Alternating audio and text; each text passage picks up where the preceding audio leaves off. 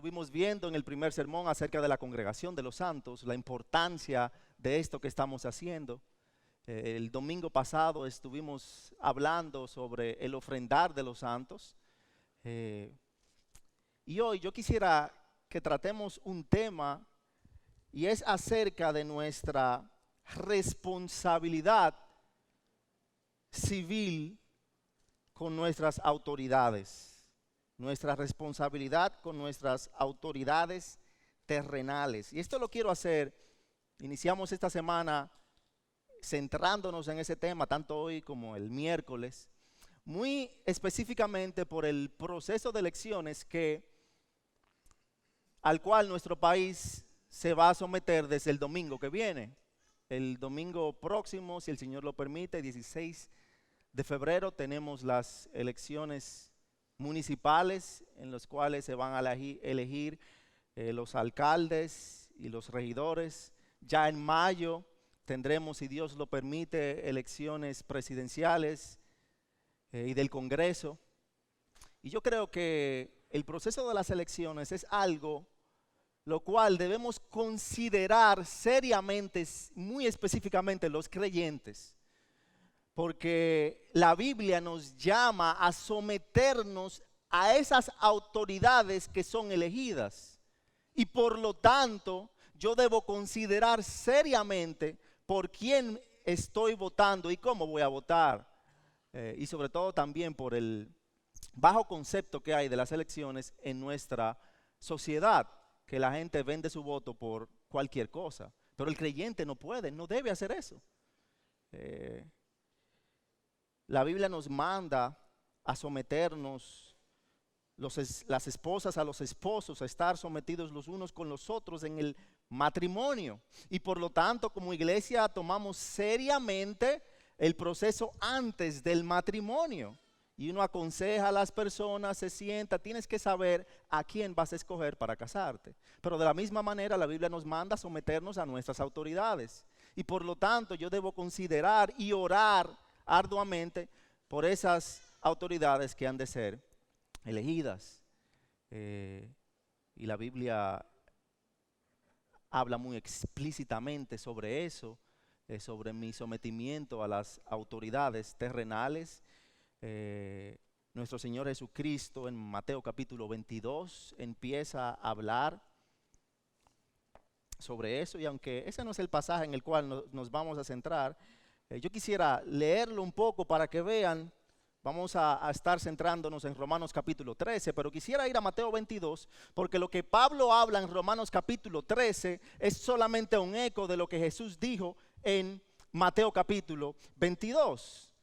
Mateo capítulo 22, poco después de la entrada triunfal de Jesucristo a Jerusalén, los fariseos, en su trama de acechar en contra de Jesús, se unen a un partido político que eran los herodianos, simpatizantes de Herodes, para tratar de ponerle una trampa, hacer que Jesús caiga en una de sus maniobras. Y en Mateo capítulo 22, versículo 16, se nos dice que ellos mandan un grupo de jóvenes que vienen delante de Jesús y le dicen a Jesús: Maestro, sabemos que eres veraz y que enseñas el camino de Dios con verdad y no buscas el favor de nadie porque eres imparcial. Dinos por qué, pues, ¿qué te parece? ¿Es lícito pagar impuesto al César o no? Una pregunta que inicia con una introducción muy piadosa. Supuestamente le dicen maestro, lo llaman a alguien sabio, alguien que es justo. Le quieren tender una trampa y lo están preparando. Pero era una pregunta diabólicamente inteligente. Y lo podemos ver por la respuesta que Jesús les da de una vez en el versículo 18 de Mateo 22. Jesús empieza muy ácidamente y les dice: ¿por qué me ponéis a prueba, hipócritas? Él sabe, es como cuando alguien te va a tender una trampa y tú sabes con lo que vienen.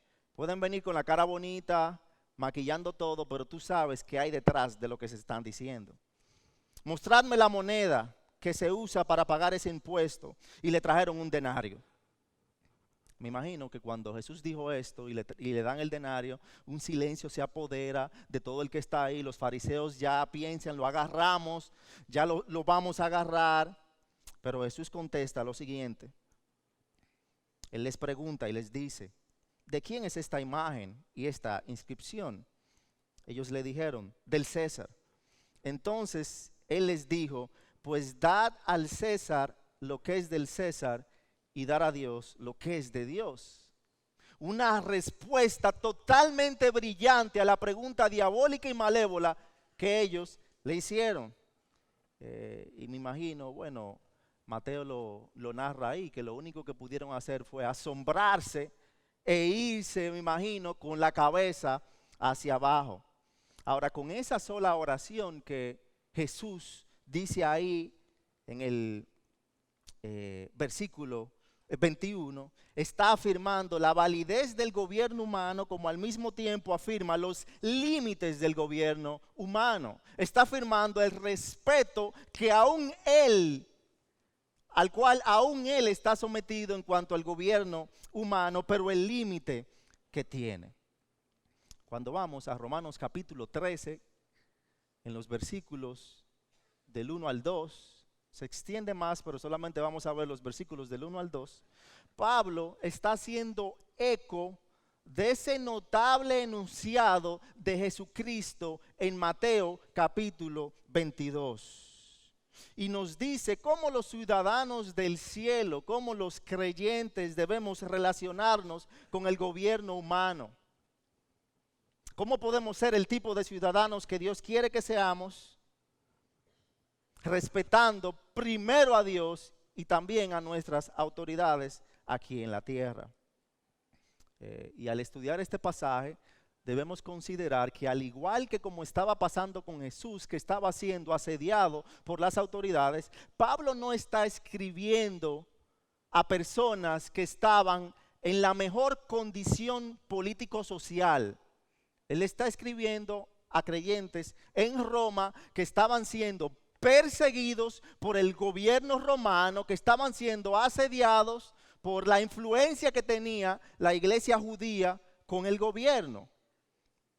Y a pesar de esto, él no les está diciendo, rebélense, combatan en contra de ellos, sino que él les habla acerca de cómo debe ser su actitud con el gobierno, con las autoridades. Y eso nos deja lecciones muy importantes y vitales a considerar en cuanto a nuestro comportamiento, nuestra actitud con el gobierno, con las autoridades, con las personas que están puestas para gobernar. Lo primero que vemos es el mandato en cuanto a nuestra actitud hacia las autoridades en la primera palabra que aparece en Romanos capítulo 13, versículo 1. Pablo empieza diciendo, sométase toda persona a las autoridades que gobiernan, porque no hay autoridad sino de Dios y las que existen por Dios son constituidas. El mandato es muy claro. Pablo no pudo ser más claro de ahí. Él dice, sométanse. Una palabra que habla de la dependencia que debe tener alguien de una persona que está en un rango superior. Era un término militar que se utilizaba para hablar cómo los que están en un más bajo rango en la milicia se deben comportar con las personas que están en un rango superior. Esta palabra, someterse, habla de obediencia, de obedecer, acatar lo que la autoridad superior dice, pero no solamente habla de obediencia, sino que el término también habla de respeto, habla de honra, habla de valor. O sea que es una obediencia con respeto, podemos decir. Porque yo puedo someterme, obedecer algo que alguien dice, pero lo puedo hacer de mala manera. Yo puedo acatar una ley que se me diga, puedo someterme a obedecer algo, pero lo puedo hacer refunfuñando, como los muchachos cuando lo mandan a hacer algo. Ve y busca eso. Lo va a hacer el hijo porque le tiene miedo al padre, pero lo hace con una mala actitud. A lo que Pablo está guiándonos cuando dicen sométanse es a una obediencia con respeto. Esa palabra traducida ahí como sométanse es también, podemos ver el respeto que lleva ese sometimiento, esa obediencia, en el uso que se le da a esa palabra en todo el Nuevo Testamento.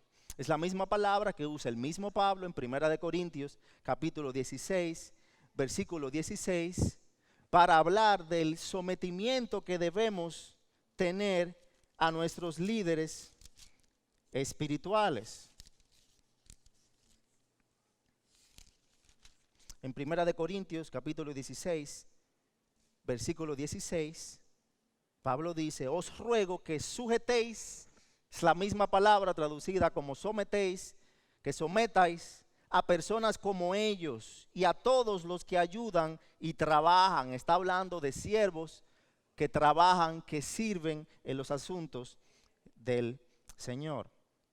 Es la misma palabra que también utiliza Pablo en Efesios capítulo 5, en el versículo 21, cuando habla, y más adelante en el versículo 22, cuando habla del sometimiento, de la obediencia con respeto que deben tener las esposas con sus maridos. Por lo tanto, es una palabra de nuevo que lleva una obediencia con respeto. Y fíjate que el término utilizado por Pablo en Romanos capítulo 13, versículo 1, es un verbo que está en imperativo, es un mandato que él está dando a todos los creyentes, lo cual habla de que no es una opción, no se trata de si me gusta o no la autoridad que está gobernando, no se trata si están gobernando los de mi partido o si están gobernando personas creyentes o no. Él está diciendo, sométanse a toda autoridad. Es un mandato. Se trata de obedecerlo porque Dios lo manda. Y él sigue diciendo en Romanos capítulo 13, no solamente el mandato obedecernos, sino el objeto de nuestra obediencia. ¿A quién debemos someternos? A las autoridades que gobiernan. Aquellos ejerciendo autoridad, no solo a quien me gusta que gobierne, no a quien yo quiero que gobierne, sino a aquellos que están gobernando. Pablo, cuando dice a todas las autoridades que gobiernan, no está diciendo, no está dando una calificación o una condición de a quién yo me debo someter. Él no está diciendo, no está dando una excepción relacionada con la incapacidad o capacidad de las personas, con la moralidad o la inmoralidad. Eso es muy importante entenderlo, porque solemos obedecer o solemos respetar a aquellos que nos gustan que estén gobernando. Bueno, tal vez me voy al pasado para no tratar las personas que están como candidatos ahora. Bueno, si gobierna Balaguer, yo estoy bien, porque yo soy del Partido Reformista. Pero si gobernaba Peña Gómez, yo no lo obedezco de la misma manera, o yo no reacciono de la misma manera. Si tal persona está como presidente, si tal persona está como autoridad, si tal persona está como alguien del gobierno, yo lo respeto, yo oro por él, yo asumo el someterme a su autoridad, pero si no, yo no asumo lo mismo. Lo que Pablo está diciendo es que debe hacer a todos los que gobiernan. Es lo mismo que le dice a Timoteo en Primera de Timoteo, capítulo 2, en los versículos del 1 al 2, cuando exhorta a Timoteo, dice, exhorto pues ante todo que se hagan rogativas, oraciones, peticiones y acciones de gracias por todos los hombres, por los reyes y por todos los que están en autoridad, para que podamos vivir una vida tranquila y sosegada con toda piedad y dignidad. Es por todos. No se trata de mi gusto, no se trata de mi sentir, es por todo, es el principio de la obediencia civil que lo vemos no solamente en el Nuevo Testamento, porque a mí me inquietaba mucho eso, me inquieta también en el Antiguo Testamento. Cuando el pueblo de Israel es llevado en cautiverio a Babilonia, Dios utiliza a sus profetas para hacer a su pueblo arrepentirse por sus pecados, pero en varias ocasiones, por medio de sus profetas, a pesar de que su pueblo estaba viviendo en naciones paganas, el Señor les pide a que se comporten respetuosamente con esas naciones paganas y sus autoridades. O sea, usted no ve el caso de un Daniel actuando rebeldemente con sus autoridades, sino que él era reconocido por el respeto, sin dejar de respetar principalmente a Dios. Hay un pasaje en Jeremías capítulo 29, en el versículo 7, donde el Señor a través de Jeremías le dice al pueblo de Israel: y buscad el bienestar de la ciudad a donde os he desterrado, y rogad al Señor por ella, porque en su bienestar tendréis bienestar. O sea, le está hablando a un pueblo de Israel que está ante una nación pagana que los había invadido y tomado cautivos. Y les está diciendo: buscad su bienestar. Ahora, ¿por qué ese sometimiento? ¿Por qué debemos someternos de tal manera? Mira lo que dice la segunda parte del versículo 1 del capítulo 13 de Romanos. Sométase toda persona a las autoridades superiores, porque no hay autoridad sino de parte de Dios, y las que hay por Dios han sido establecidas. ¿Usted se ha puesto a pensar eso? No hay autoridad sino de parte de Dios, y las que hay por Dios han sido establecidas. Eso es un recordatorio de la autoridad suprema que tiene Dios, incluso sobre aquellos que nos gobiernan.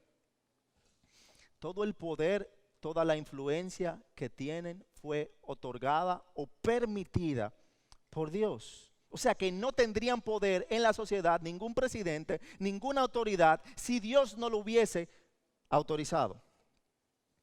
No importa qué forma adopte, ningún gobierno humano en ningún momento de la historia, en ningún lugar de la tierra, entre ninguna persona en la tierra, en ningún nivel de la sociedad, ha existido o existirá alguna vez aparte de la autoridad soberana de Dios. Ninguno. El Señor es quien lo ordena, quien lo permite. A pesar del hecho de que cada vez que uno lee el periódico, cada vez que uno ve las noticias en la televisión, que escucha las noticias en la radio, uno solamente escucha sobre corrupción en el Estado, sobre el mal manejo que hay del Estado, sobre la forma soberbia en que se conduce el Estado. A pesar de eso, el texto nos está indicando que toda autoridad es puesta por Dios. El Señor lo permitió. ¿Por qué? Uno no sabe. Uno ve casos como los gobiernos que hemos tenido en los últimos años. Uno ve casos atroces como una Alemania nazi, muriendo millones y millones de personas. ¿Por qué están ahí? Porque el Señor lo permitió. De alguna manera. Daniel apuntó a eso en Daniel capítulo 2, en el versículo 20 al 21 dice: sea el nombre de Dios bendito por los siglos de los siglos, porque la sabiduría y el poder son de Él. Él es quien cambia los tiempos y las edades. Él quita reyes y pone reyes, da sabiduría a los sabios y conocimiento a los entendidos. No hay Dios, no hay autoridad que no sea puesta, permitida por Dios. ¿Por qué permite algunas autoridades? Yo creo que, y lo podemos ver en casos con el pueblo de Israel, por juicio a un país, por juicio a un grupo de personas, pero nadie se cuela sin que Dios lo permita. Richard Halverson, un capellán del Senado de Estados Unidos, hablando sobre esto, escribió lo siguiente, y es una cita un poco larga, pero es muy interesante y te exhorto a que lo escuches.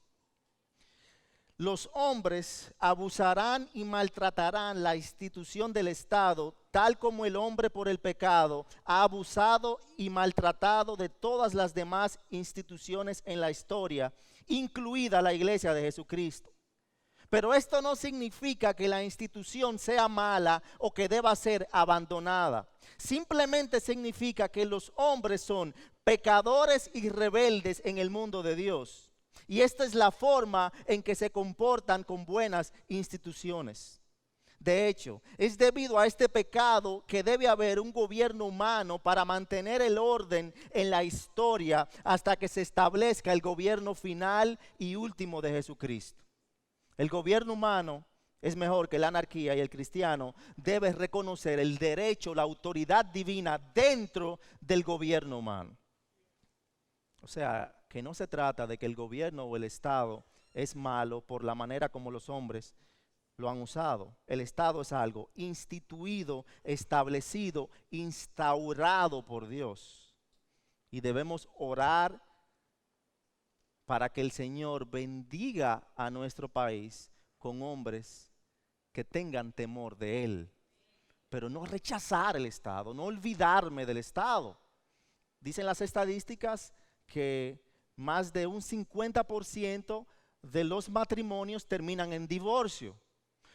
Pero no por eso rechazamos el divorcio, el matrimonio. No por eso rechazamos el matrimonio.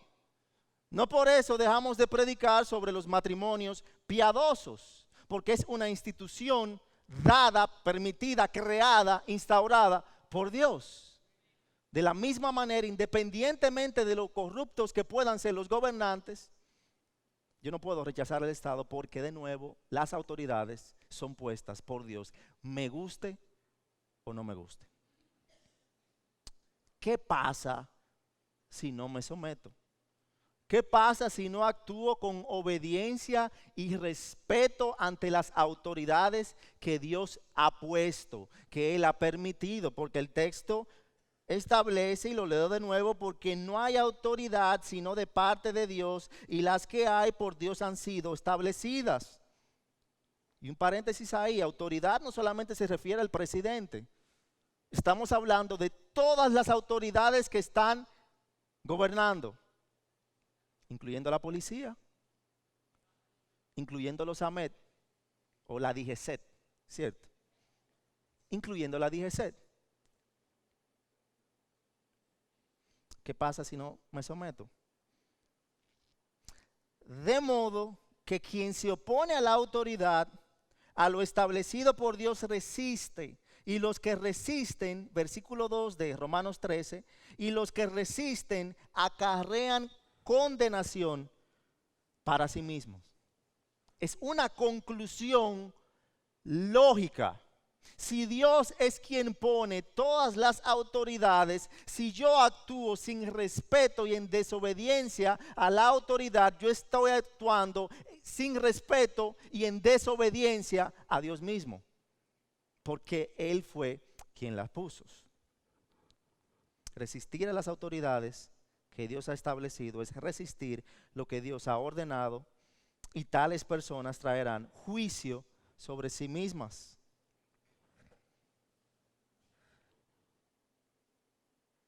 Un autor señala, el pueblo de Dios debería considerar la resistencia al gobierno bajo el cual vive como un crimen muy horrible, pues es una resistencia a Dios mismo.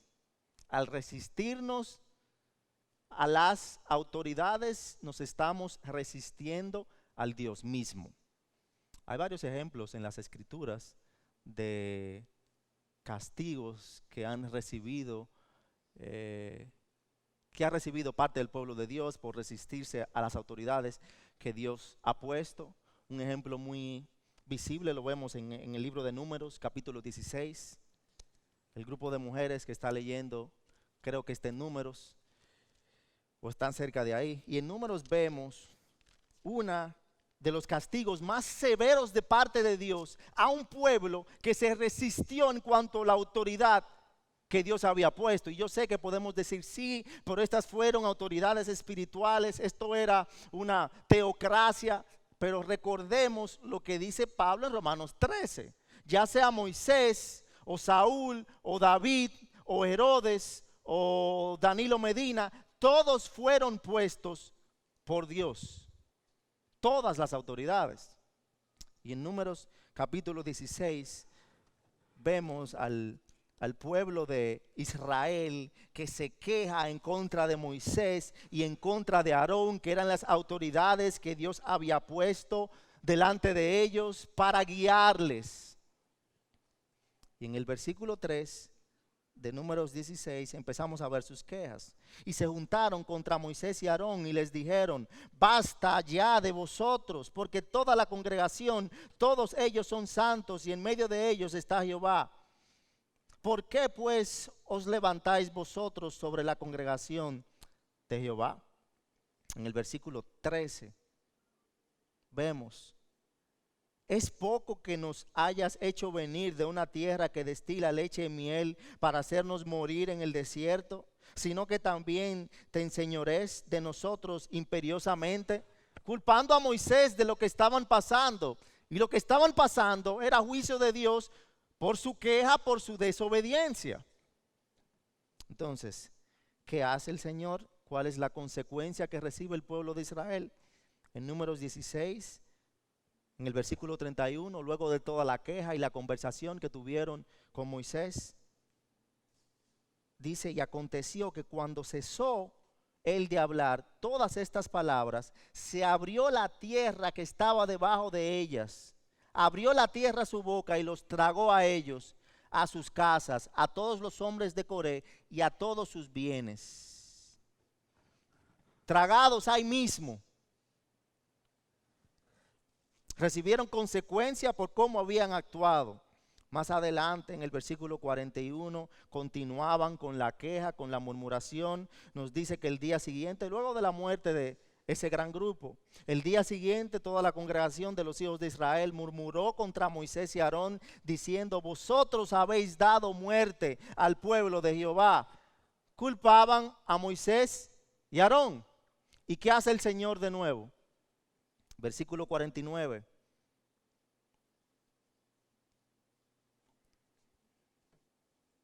Y los que murieron en aquella mortandad fueron 14,700, sin los muertos por la rebelión de Coré.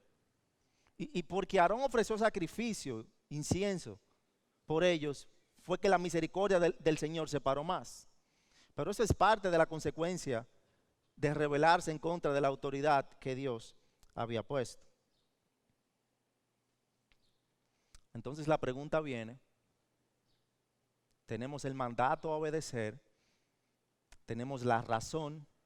El mandato es someternos, la razón, porque son autoridades puestas por Dios. Tenemos la consecuencia si no nos sometemos a nuestras autoridades, no importando cuál sea. Pero nos deja una pregunta en la mente, no sé si a ti te pasa, de ¿cuándo es correcto desobedecer al Estado? ¿Cuál es el límite de mi sometimiento al Estado? ¿Cuándo yo puedo rebelarme en contra de algo que el Estado haya dicho? Bueno, en el libro de Hechos vemos varias ocasiones en las cuales esto pasa. Y el límite que vemos es no cuando el Estado está haciendo algo en contra de la palabra y la voluntad de Dios. Cuando el Estado me lleva a mí a hacer algo en contra de la palabra de Dios. Vemos en Hechos capítulo 2, a partir del versículo 43, empezamos a ver los prodigios y las señales que eran hechas por los apóstoles. Nos dice el versículo 44 de Hechos 2 que todos los que habían creído estaban juntos y tenían todas las cosas en común. Luego el capítulo 3 inicia presentando la curación de un hombre cojo por Pedro. Y luego el capítulo 4 nos revela la reacción de las autoridades, que eran los mismos que mataron a Jesús y que hicieron la trama en contra de Jesús. Están viendo lo que está pasando. Jesús había muerto, ya no estaba, pero el número de sus seguidores va creciendo cada vez más. Y en el capítulo 4 vemos a partir del versículo 1 que mientras ellos hablaban al pueblo, se les echaron encima los sacerdotes, el capitán de la guardia del templo y los saduceos, indignados porque enseñaban al pueblo y anunciaban en Jesús la resurrección de entre los muertos.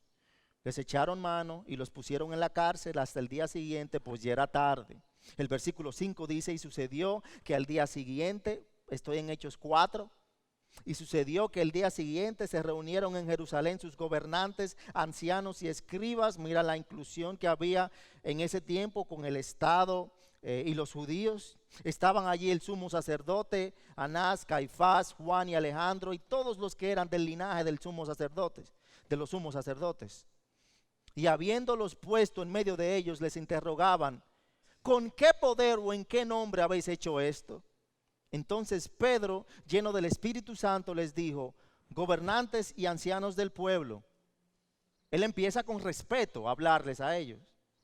Si se nos está interrogando hoy por causa del beneficio hecho a un hombre enfermo, de qué manera éste ha sido sanado, sabed todos vosotros y todo el pueblo de Israel que en el nombre de Jesucristo el Nazareno, a quien vosotros crucificasteis y a quien Dios resucitó de entre los muertos por él, este hombre se halla aquí sano delante de vosotros.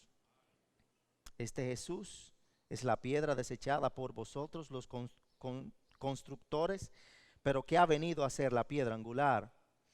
Y en ningún otro hay salvación, porque no hay otro nombre bajo el cielo dado a los hombres en el cual podamos ser salvos. Ellos dicen en el nombre de quién estaban haciendo todo lo que hacían. Nos sigue diciendo el versículo 13 que las autoridades y los fariseos, al ver la confianza de Pedro y de Juan y dándose cuenta de que eran hombres sin letra y sin preparación, se maravillaban y reconocían que ellos habían estado con Jesús. Viendo junto a ellos de pie al hombre que había sido sanado, no tenían nada que decir en su contra. Lo veían ahí, el cojo que no lo habían visto caminar bien hasta ese entonces. El versículo 15 nos dice que ellos le ordenaron salir fuera del concilio y deliberaban porque no encontraban. El versículo 17 nos apunta que les buscaron amenazarles para que no hablen más a hombre alguno en este nombre. ¿Cuál nombre? El nombre de Jesús. Los llaman y les ordenan no hablar ni enseñar en el nombre de Jesús, versículo 18. Y el versículo 19 nos dice que respondió Pedro y Juan y le dijeron: vosotros mismos juzgad si es justo delante de Dios obedecer a vosotros antes que a Dios. Porque nosotros no podemos dejar de decir lo que hemos visto y oído. Y los dejan ir. Y les ordenan que no sigan haciendo eso. Más adelante, el mismo versículo 5 nos apunta que los apóstoles continuaban haciendo señales y prodigios en el pueblo, y el número de la multitud de hombres y mujeres crecía constantemente. El versículo 17 nos apunta que entonces los sacerdotes y los escribas y fariseos los llevan de nuevo a la cárcel. Se llenan de celo, apunta el capítulo 5, versículo 17, por todo lo que estaban haciendo. Estaba creciendo el número de discípulos. Y echaron mano a los apóstoles y los pusieron en una cárcel pública. Versículo 19. Pero un ángel del Señor durante la noche abrió las puertas de la cárcel y sacándoles dijo: id y puestos de pie en el templo, hablad al pueblo todo el mensaje de esta vida. ¿Cuál vida? Jesucristo. O sea, el ángel fue que abrió la cárcel, les dijo: vayan y hablen acerca de Jesucristo. Ellos salen empiezan a predicarlos, algo así. Les dice el versículo 22 que van y buscan y no los ven en la cárcel. Luego son traídos, son buscados y son traídos ante el concilio y les dicen el versículo 28 del capítulo 5. Órdenes estrictas les dimos de no continuar enseñando en este nombre, y he aquí habéis llenado a Jerusalén con vuestras enseñanzas. Y en el versículo 29 dice Pedro, mas respondiendo Pedro y los apóstoles, debemos obedecer a Dios antes que a los hombres. Pero fíjense todo el contexto, o sea, los ángeles van y sacan a Pedro y a Juan de la cárcel y los mandan a que vayan afuera, a que desobedezcan lo que les habían dicho, porque les habían dicho que no prediquen el nombre de Jesucristo. Y ellos salen y predican a Jesucristo, porque deben obedecer a Dios antes que a los hombres. Es muy diferente eso al contexto, digamos, de más adelante de Pablo en Hechos capítulo 16, cuando Pablo es preso en la cárcel. ¿Y Pablo qué hace en la cárcel? Se sale. Él fue puesto en la cárcel por lo mismo, por predicar el evangelio. Pero él se queda en la cárcel, porque el Señor no le había dicho que se mueva. Aun cuando viene el terremoto, recuerdan, Hechos 16, viene el terremoto, se abre la puerta de la cárcel, el policía que está ahí piensa que todos se han ido, ¿y qué ellos hacen? Se quedan ahí, cierran la puerta. ¿Por qué?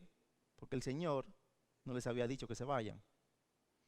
Y ellos dentro de la cárcel continuaban predicando a Jesucristo y cantando alabanzas. Y por eso el mismo carcelero fue salvo.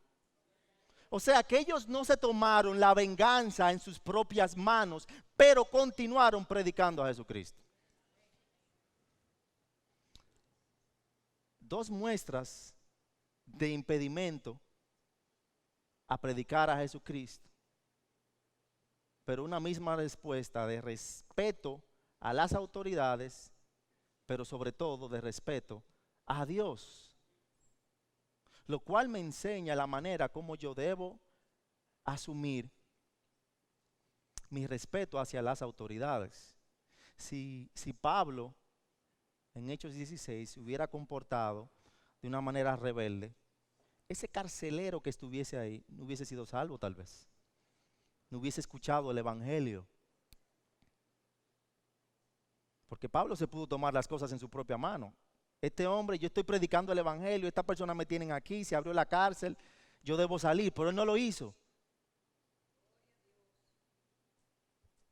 Él se sometió a lo mismo que estaba enseñando. La pregunta para cada uno de nosotros hoy es, ¿cómo yo me estoy sometiendo a mis autoridades terrenales? Las autoridades civiles que están puestas sobre mí por Dios. ¿Cómo yo estoy actuando en respeto? Y de nuevo voy a lo mismo. Esto incluye, según lo que Pablo dice en Romanos capítulo 13, todas las autoridades que están gobernando. Todas. Todas. Yo sé que a veces uno coge un pique con el gobierno, que uno toma un pique con la policía, porque actúan injustamente, pero no, porque ellos actúan injustamente, no te están llevando a desobedecer a Dios. Por lo tanto, tú no debes rebelarte. Yo sé que hay veces que el tránsito y el calor está pesado y uno quiere desobedecer y uno quiere, cuando te paran, hablar mal, guapear. Eso pasa. Pero cuando eso pase, recuerda lo que la palabra dice. Romanos capítulo 3. Yo sé que tenemos un gobierno que ha mostrado mucha corrupción.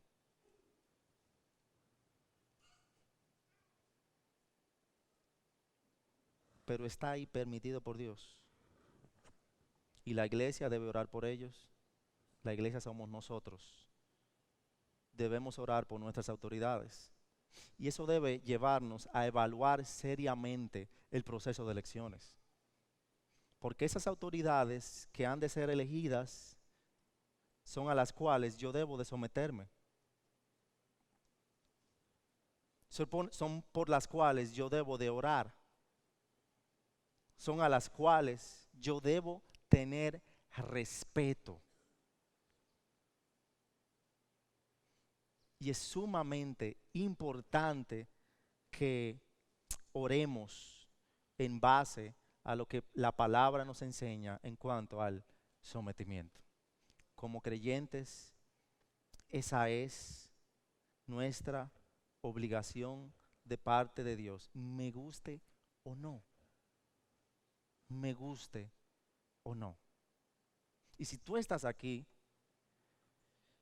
y no conoces a Jesucristo y no te has entregado a Jesucristo, no te has sometido a Jesucristo, no le has puesto como el Señor y Salvador de tu vida, hay una autoridad superior a la cual tú debes someterte, que es a Cristo. Tú debes rendirte ante la autoridad suprema del Señor, de aquel que pone y quita autoridades. Ese pasaje te hace ver la supremacía del Dios al cual estamos adorando y tu necesidad de rendirte ante ese Dios. Y Él hace posible que nosotros, corazones rebeldes, duros, podamos acercarnos a Él y nuestro carácter rebelde pueda ablandarse para obedecerle. Y Él hace eso posible por medio de su Hijo Jesucristo, quien en este día te ofrece salvación y vida eterna. Sométete ante la autoridad suprema de Jesucristo.